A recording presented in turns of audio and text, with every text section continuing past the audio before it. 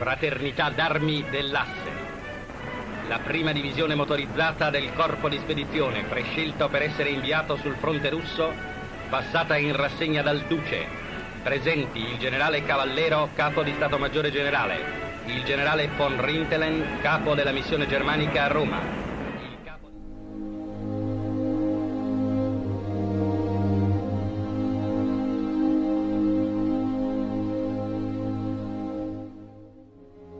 Il 15 settembre il comando tedesco richiede al generale Messe l'intervento della divisione Pasubio per proteggere il fianco destro della 17ª armata tedesca che avanza nell'area tra Kobel'Yaki e Poltava.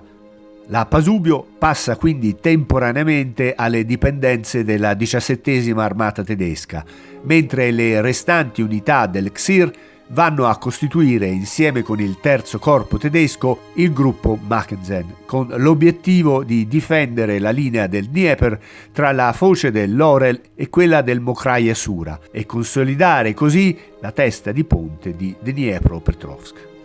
La divisione Torino, rinforzata dalla 63esima Legione Camicie Nere Tagliamento del console Niccolò Nicchiarelli e dal secondo battaglione controcarro, viene trasferita proprio nella testa di ponte di Dniepropetrovsk, iniziando dal 21 il passaggio del fiume sotto il fuoco dell'artiglieria e dell'aviazione nemica.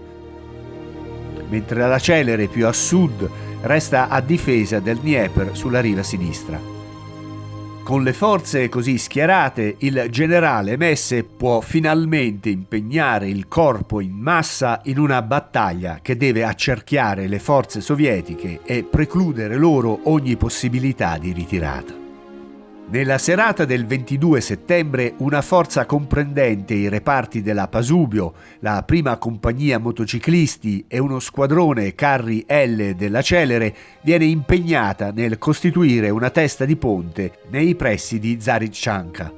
L'operazione ha inizio all'alba del 23 settembre e vede impegnati soprattutto i fanti del 79° reggimento appoggiati dal fuoco di 2 gruppi d'artiglieria dell'8° reggimento. Malgrado i russi oppongano una tenace resistenza, supportata anche dal fuoco dei loro cannoni e dagli attacchi dell'aviazione, prima ancora del tramonto sono travolti e costretti alla fuga. La testa di ponte di Zarytchanka viene costituita lungo un'area di circa 10 km. Ma non c'è tempo per festeggiare la vittoria. I russi contrattaccano per ben 3 giorni, dal 24 al 26 settembre, dando vita a una serie di furiosi combattimenti all'arma bianca. Lo slancio offensivo nemico cozza però contro l'orgogliosa tenacia e aggressività degli italiani, che tengono bene le posizioni, permettendo così il transito dei mezzi corazzati oltre l'Oreno. Più a nord, nel frattempo, l'80° Reggimento Fanteria Roma viene impegnato con successo nella ricostituzione della testa di ponte a Vojnovka, persa dai tedeschi qualche giorno prima. Anche a Vojnovka i nostri soldati devono poi difendersi dai continui contrattacchi sovietici, tutti respinti con successo e con altissime perdite nemiche. Dopo il consolidamento delle teste di ponte di Zarytchanka e Vojnovka, le forze corazzate tedesche sono ormai pronte per effettuare la manovra di annientamento delle forze sovietiche oltre il Dnieper. Prima però bisogna eliminare le forze nemiche attestate contro la testa di ponte di Dniepropetrovsk per poter operare il congiungimento con le forze provenienti da nord. Il corpo di spedizione italiano deve chiudere in una morsa ed annientare le forze sovietiche attestate tra il Dnieper e l'Orieli da nord-ovest con la Pasubio e a sud-est con la Torino. Il villaggio di Petrikovka viene scelto come punto di congiungimento delle 2 divisioni. All'alba del 28 settembre, le unità di fanteria della divisione Torino, dopo una breve ma intensa preparazione di artiglieria, passano all'offensiva dalla testa di ponte sul Dnieper. Nonostante la tenace resistenza dei sovietici e la presenza di numerosi campi minati, nel pomeriggio i nostri fanti raggiungono la linea Obuskie-Goranovskie, catturando migliaia di prigionieri ed un grande quantitativo di armi e materiali.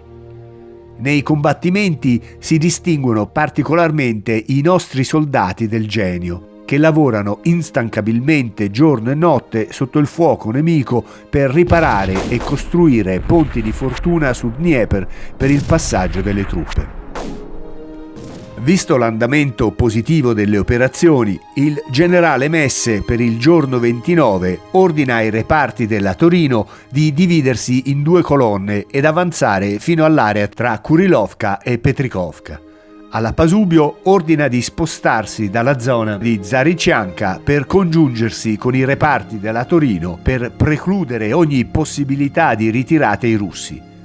Alla Celere ordina di trasferire 2 battaglioni di bersaglieri sulla sponda orientale del Dnieper per impegnarli nelle operazioni di rastrellamento.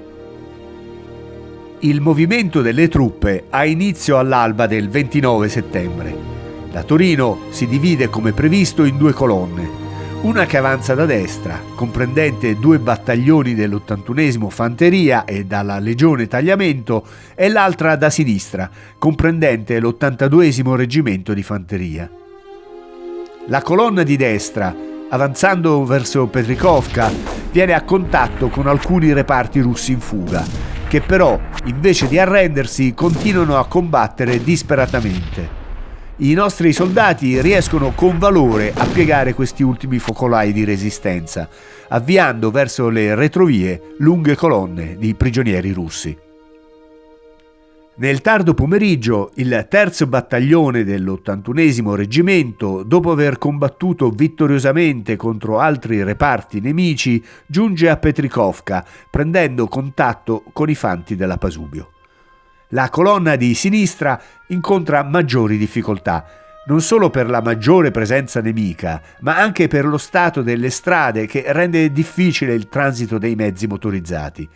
Tuttavia, alle ore 17 del 29, i reparti entrano in Kurilovka, congiungendosi con i bersaglieri del 25° battaglione della divisione Celere.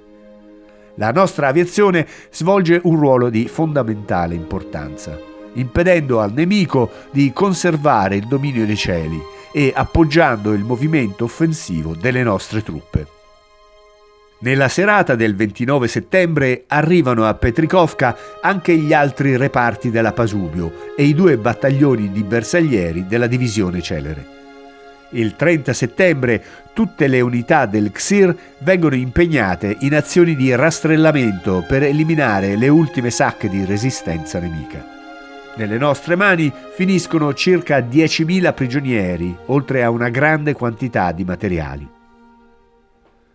Durante queste operazioni, il corpo di spedizioni italiano in Russia lamenta la perdita di 291 uomini, di cui 87 morti, 196 feriti e 14 dispersi. Con la manovra di Petrikovka si conclude il primo ciclo operativo delle unità italiane sul fronte dell'Est.